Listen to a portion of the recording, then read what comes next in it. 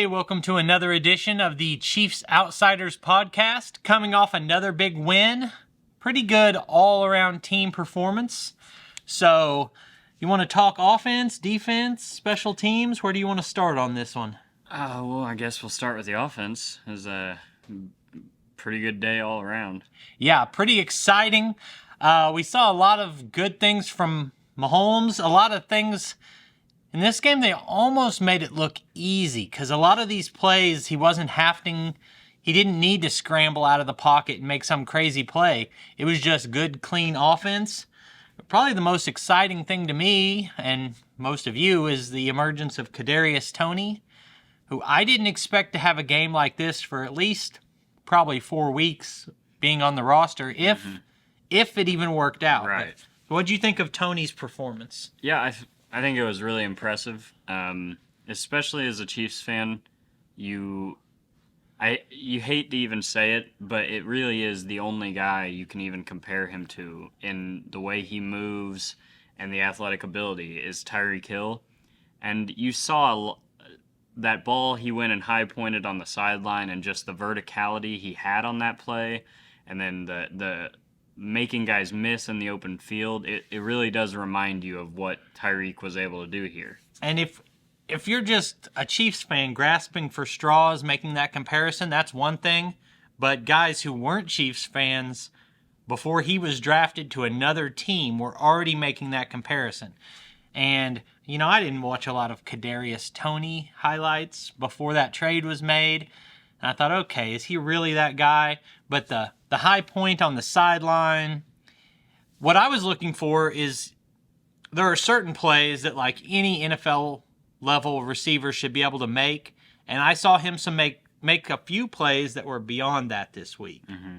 And he really is in that upper tier, the one-of-one kind of athlete, even in the NFL, that on that little bootleg where he was wide open in the flat and they just get it to him immediately and it winds up being, I think it was a 23-yard gain, but he immediately breaks the first tackle 4 yards down the field, and then it's something that you can't teach a guy that 15, 16 yards down the field, he spun in between two defenders while breaking a tackle and then got an extra 5 or 6 yards. It's special open field ability.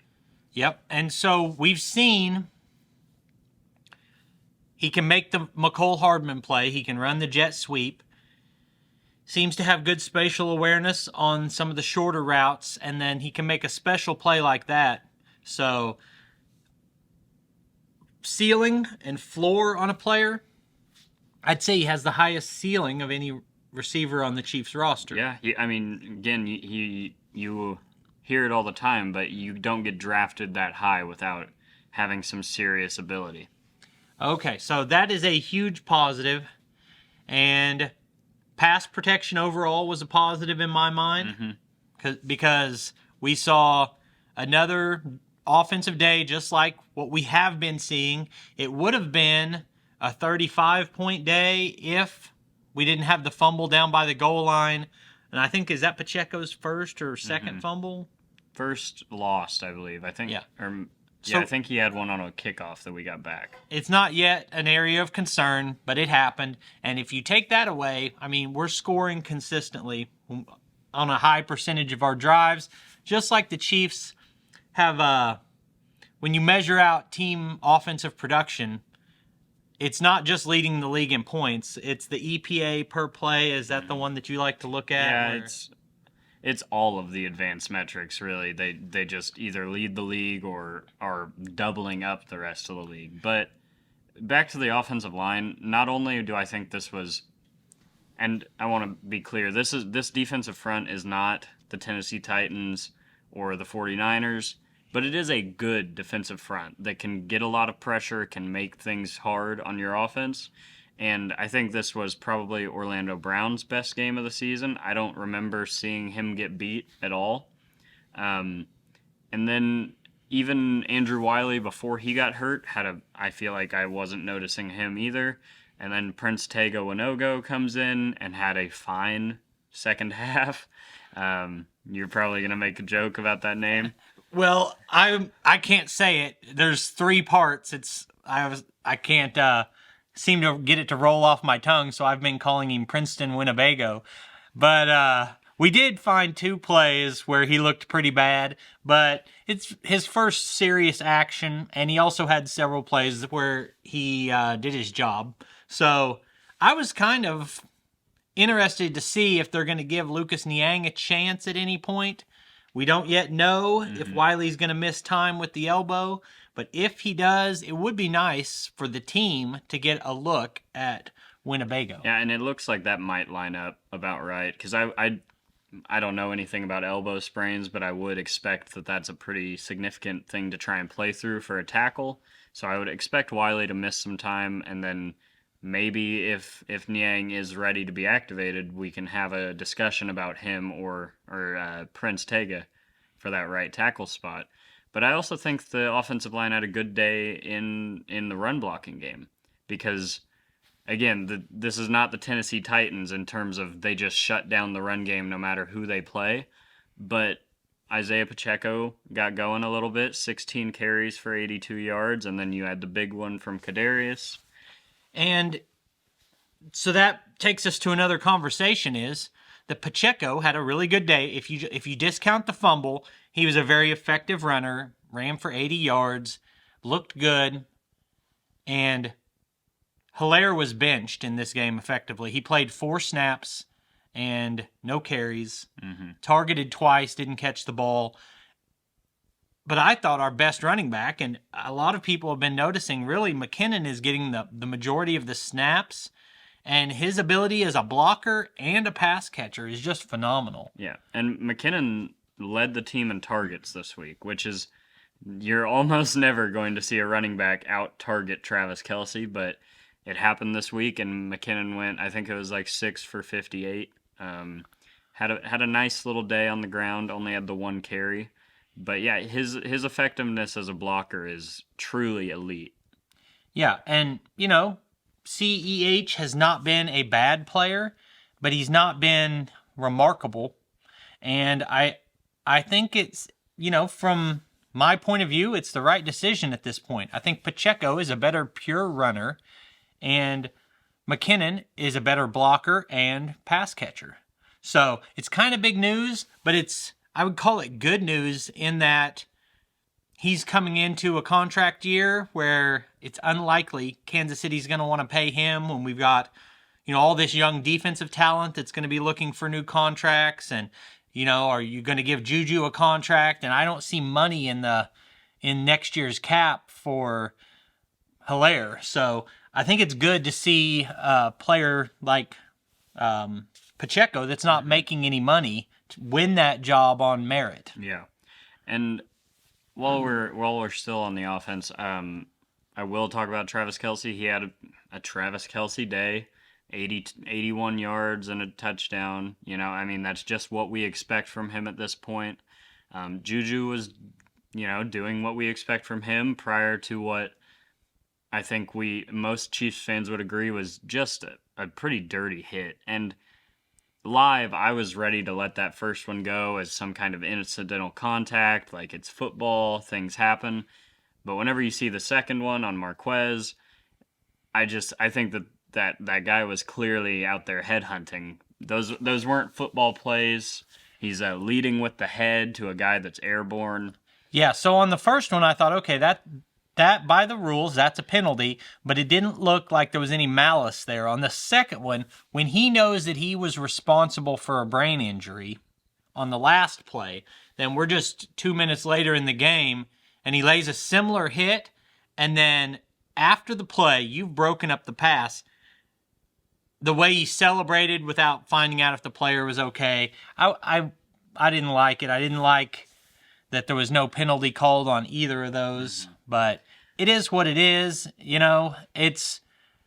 I think that those plays should be reviewable. I think college football, that's one thing that they've got right a little bit in that when you're talking about those defenseless receivers and some of those, we don't want to slow the game down, but I think that should be a reviewable play. Yeah, and especially Like whenever you hear Andy in the post game and he's explaining that the referee told him that it was a shoulder to shoulder hit, and it just clearly wasn't, not only from the reaction of the player that got hit, but also just watching it live, seeing a replay, it very clearly was not shoulder to shoulder, and it was a violent play. But again, sticking with the pass catchers, Marquez Valdez-Scantling catches his first touchdown in Kansas City. Noah Gray catches his first receiving touchdown of the season, and Kadarius Toney gets his first career touchdown. So we've already talked about Toney. With Noah Gray, it really feels like he's rounding into an all-around high-quality football player. Mm-hmm. Like he's been here long enough that he's fully integrated into the offense. He's high effort, always blocking well, and starting to make more and more plays. Yeah, and it's just, I think you're seeing Mahomes start to trust him more and more and go to him in some high leverage situations like we saw last week. And then with Scantling, we've seen a couple of the blocks or the drops on balls that were kind of easier, but we're seeing he can make the exceptional play too. Mm-hmm. And we're seeing Mahomes has at times been criticized by the grading system at PFF for, he's got all these numbers, but he only throws to guys who are open. I've made jokes about that before, like, isn't that the idea? Throwing to guys who aren't open leads to a lot of interceptions. Mm-hmm. But he's not making those tight window throws that if you can, find a guy open. But in this game, we saw two more of the back shoulder type throws to Toney and to Scantling that we hadn't seen a lot of, and now we are. Yeah.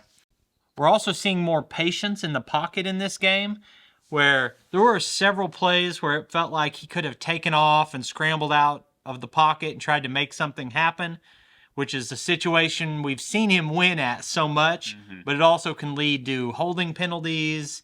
And a couple of those, he just stood in there and waited a little bit longer and found the open guy. And that's, I guess I'll just round out the Mahomes point by saying, we've said it before, a lot of people are saying it, he's playing his best football. That's why he's once again the leader in the MVP race right now.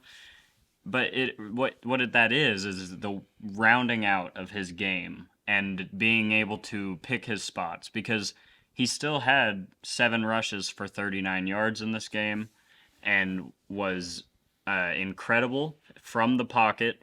We talked about before this that there was really only the one play in the entire game, and then the interception, where he even tried to do anything out of structure. Most of it was all from the pocket in rhythm, just making the plays as they're designed to be made.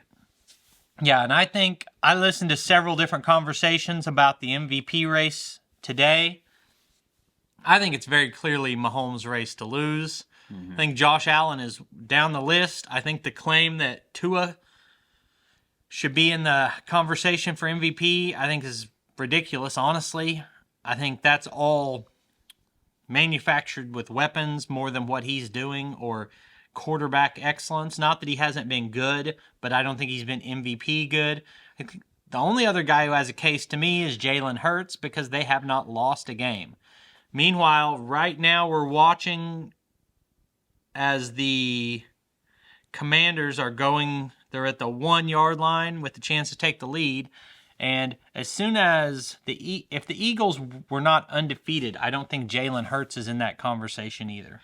Yeah, and about that point, I don't remember who it was that said it, but touchdown Washington! But on some other Chiefs show yesterday or post game or something where they were talking about this this MVP discourse and the fact that Tyreek Hill very well may get votes this year, or be the reason that Tua Tagovailoa gets votes for the MVP. But that entire, with how much of a narrative award the NFL MVP is, I think as the season goes on, that'll ultimately benefit Mahomes, because whenever you're talking about a guy that's about to have 2,000 yards and be in the MVP discussion, and you get to the end of the year and you're like, wait, they just lost that guy and he still has 45 touchdowns and they're the 1 seed, like that. that probably strengthens his case. Yeah. And I guess it's time to talk about the defense, huh? yeah, a defense that I think is the best, it's the most talented defense Kansas City's had since Mahomes has been the quarterback. They may not be the most effective yet. The Super Bowl year, that defense, second half of the season, allowed like 10 points per game and, carried their share in that season. But I think this is a more talented group, and it's a younger group. Yeah, and I think that highlights the main difference in those two units, is that 2019 defense was a very veteran group with Tyrann Mathieu and Kendall Fuller, Bashaud Breeland, Charvarius Ward, Terrell Suggs, Chris Jones, Frank Clark, a lot of veteran players. Hitchens, yeah, and they were very experienced and very multiple, which is a lot of what Steve Spagnuolo is known for. Whereas this defense is so young, and even just this team, but especially on the defensive side of the ball, is so young that I think it's almost a boost heading into the back of the year and the playoffs that Steve Spagnuolo has not had the opportunity to get creative yet, really, because we just got Trent McDuffie back, who's playing just lights out. He's been phenomenal, and as these rookie corners and rookies all over the defense really gain more trust, I think you'll see Steve Spagnuolo open it up a little bit more. The reason that Kansas City does not have 2 Super Bowls during the Mahomes era is our defensive backs last year could not handle Jamar Chase on several plays that ended up being jump ball situations. And, I'm not going to necessarily, I am going to say, I think our secondary is better this year. It's definitely a more athletic secondary. And what I'm noticing is there have been a lot of corners that you can watch and say he was in good position, he just didn't play the ball. We've got some guys who play the ball right now.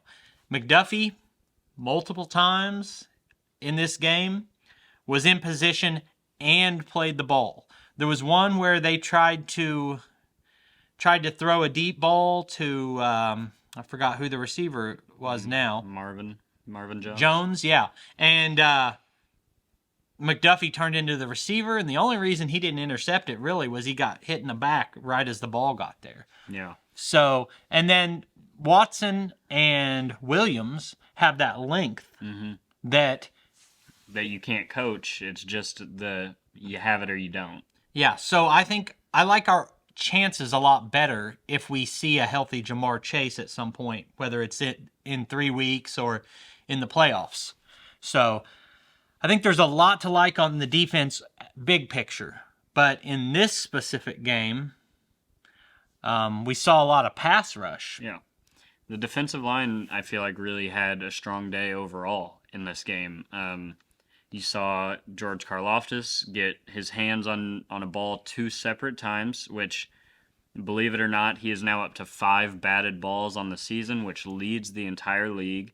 And he is tied for first in the league in pressures for rookies with 28.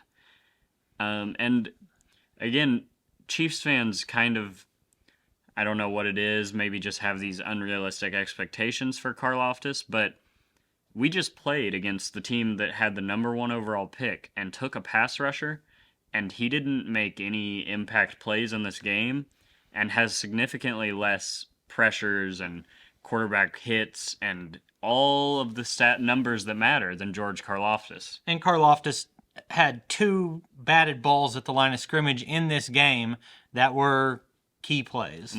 I know that the first one was on a 3rd and 9, so obviously it's very different than a sack, but that is a drive-ending play. We also saw some great play by the Jaguars' offensive line. Once when they double-teamed Karlaftis and didn't block L'Jarius Sneed at all.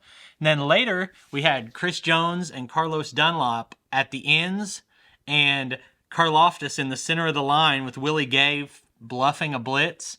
and they triple teamed Karloftis, and Chris Jones and Dunlap both won one-on-one matchups and met at the quarterback. So I guess if they want to triple team Karloftis so he doesn't deflect a pass, I think we're going to have a successful pass rush day. Right. But we also saw Colin Saunders continue his stretch of good play. This is 3 straight games with at least a half sack. He got a full one in this game where he just won a one-on-one matchup and stayed after it. Lawrence made a miss, but he got to him the second time. And then Willie Gay cleaned up a sack on that Snead blitz, and it's the 3rd time this season that the Chiefs have had 5 sacks in a game. Yep. So defensive line play was excellent. I think all the Chiefs fans are really happy that we've got, I cannot remember since the days of Derek Thomas, a time when we had 2 young linebackers like this that I felt so good about, with Gay and Bolton. Mm-hmm. And then you had Harris step in and play really good football while Gay was out. Spagnuolo says that guy's earned the right to play some football for us, and they're working him in a little bit here and there. Meanwhile, with those 3 guys on the roster, Leo Chenal is still fighting his way onto the field too. I was going to say, I forgot he also had a sack on a blitz in this game where, again, he got pushed up the field, missed initially, but stayed with it. You saw some of the impressive athletic numbers from him where the closing speed, chasing down Trevor Lawrence from behind to get a sack. And just, we know how violent and physical he can be attacking downhill in the run game. So just, if he can increase his effectiveness as a blitzer, he could really be a weapon for the defense. So you're legitimately 4 deep at linebacker. You got 3 safeties you feel good about if Thornhill would tackle a little bit better, which is not what he's there for. Yeah. But you got to mention he has not been a great tackler. But you feel really good about the cornerback competition when you've got McDuffie and you've got Snead, and then Williams and Watson have both played well, and they're fighting for that other spot. Yeah. I feel really good in almost all positions. If there's one thing the team needs, it's that true elite edge rusher. But Frank Clark has been playing well before he went out. Yeah. And when you look at Frank Clark being one of the oldest players on the team, really, and playing really well, getting a 2-game break during the middle of the season, and we win both games, you should have a fresh, healthy Frank Clark for the stretch run of the season. He's coming back for a really big game against a divisional opponent. But yeah, going back to those rookie corners, and I think what you said is spot on, that they are competing for who's going to be that 3rd guy come playoff time.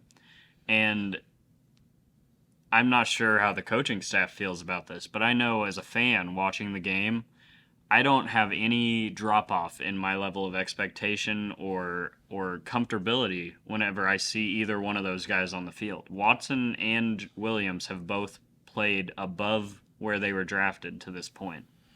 So there was a lot of excitement for this draft class from Chiefs fans in general. And I think it's probably exceeded expectations, with the one caveat being that we thought Sky Moore and McDuffie would be headlining this.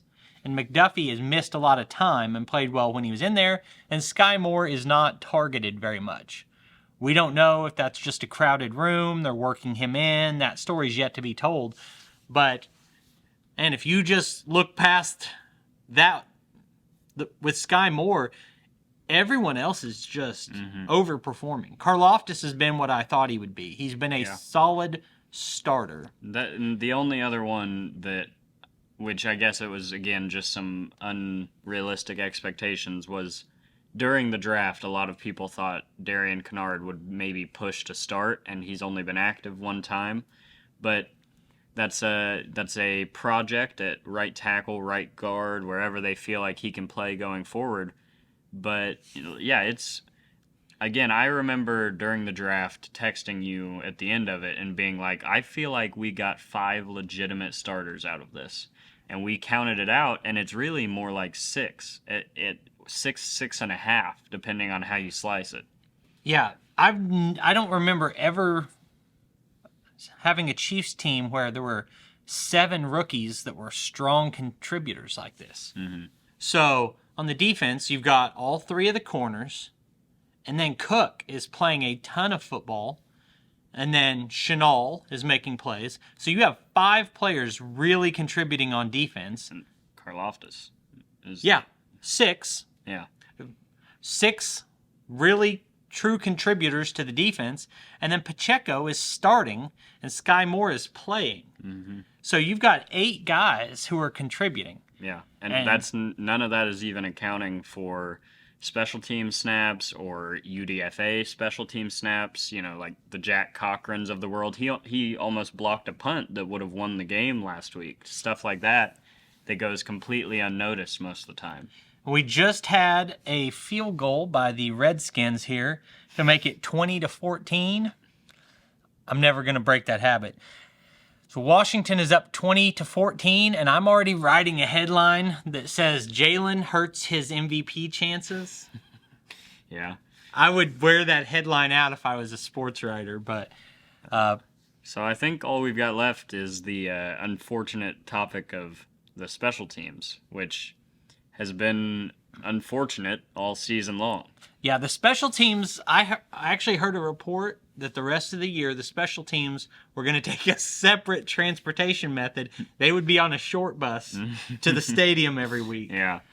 Which,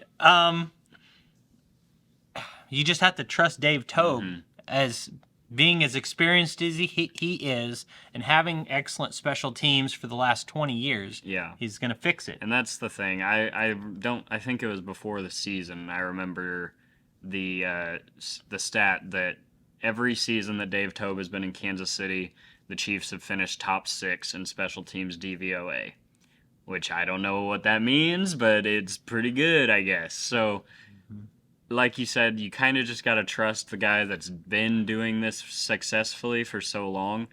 But it is pretty unnerving, the stat that you tell me every week, and I always forget, that the Chiefs have missed a kick in every game this season. And this week was the first time all year I felt like the coverage units, both kick and punt, were a problem, and that the Jaguars were getting plus territory on every single return opportunity. Yeah, special teams was not great. I tell you, Kadarius Toney looked really comfortable back there fielding punts, almost too much, because he fielded at least 2 balls after they hit the ground. Generally, you either want to catch it in the air or let it go, one or the other. But actually, Toney, I thought, was a bright spot with the way he handled punts. I also think Lamons, Yeah.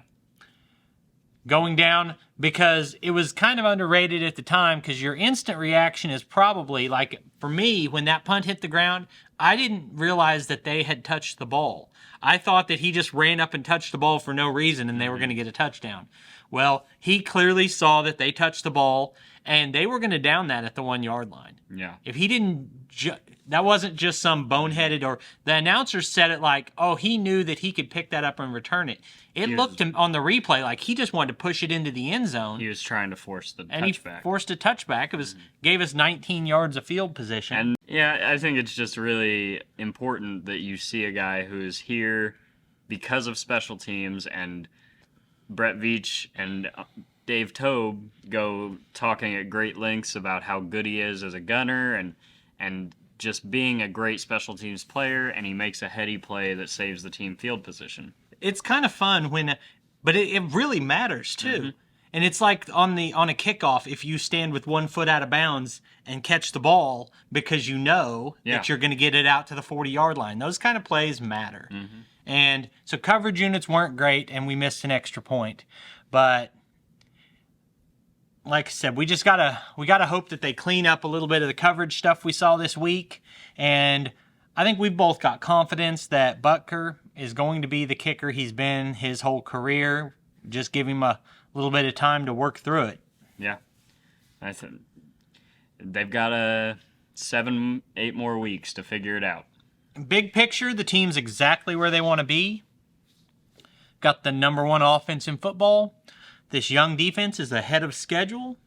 They're the number 1 seed in the AFC. They've got a 2-game lead over the San Diego Chargers in the division. Really, on Sunday night this week, they have a chance to win the division in the middle of November. Yep. I was listening to Nick Wright, and he did the math on it because we had that conversation immediately after the Chargers game and said, if you beat the Chargers, you've pretty much locked the division up with 8 weeks to go. But he did the math on it that if you win that game and then the Chargers were to win out, and I think it's really unlikely that they win out, but if they did, Kansas City would have to go 3-4 to let the Chargers back in it. So and realistically, unless the Chiefs would have to go like 2-5 or 1-6 to lose it. So this is for the division this week. I think the playoff calculator has it at, if the Chiefs win this game, it's a 97% chance to win the division. Which currently, as of today, Kansas City has a 49% chance of getting a first-round bye and a 21% chance of winning the Super Bowl. Yeah. Which is the highest odds of any team. And I'd say that's about how I feel. Yeah. If you can go into the playoffs with a 1-5 shot. Yeah, I mean, there's 32 teams, and there's really only maybe 6 that have any chance at all, and that's being generous. Yeah. So it's really maybe 3 is what it feels like. So anyway, looking forward to big game against the Chargers. Yeah. And we appreciate you watching the video, and we'll see you on the next one.